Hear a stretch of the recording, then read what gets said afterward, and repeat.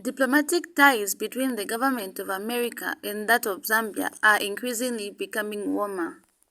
This strong bond is based on the two nations' shared experiences as British colonies, both before and after as well as during the struggle for independence.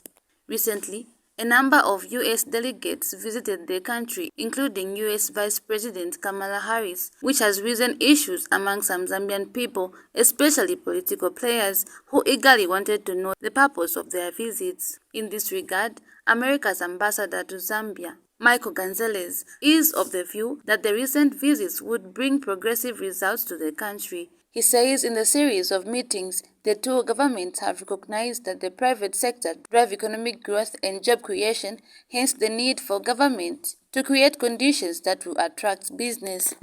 I would say that the Zambia-U.S. relationship today is stronger than it has ever been.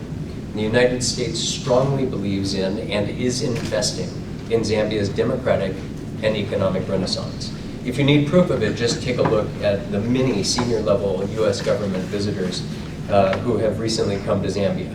In the past 1 year alone, we have invited to Zambia and hosted 2 cabinet-level officials, a 22-member delegation from the United States Senate, the head of the U.S. Agency for International Development, USAID, the head of the Millennium Challenge Corporation, MCC, and of course, you probably remember the Vice President of the United States, Kamala Harris, just in the past year.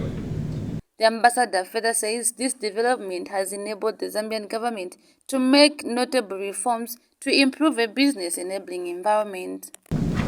The American and Zambian governments recognize that it is the private sector, not governments, who will drive economic growth and job creation.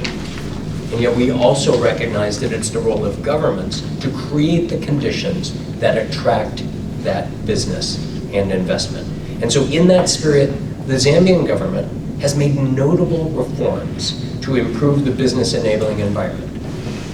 President Hichilema has been clear in saying Zambia is open for business. And to prove it, just within months after coming into office, his government removed what was effectively a double taxation provision on mining. The U.S. envoy to Zambia believes that his country is committed to advancing its goals, such as increasing investments in democracy and governance programming.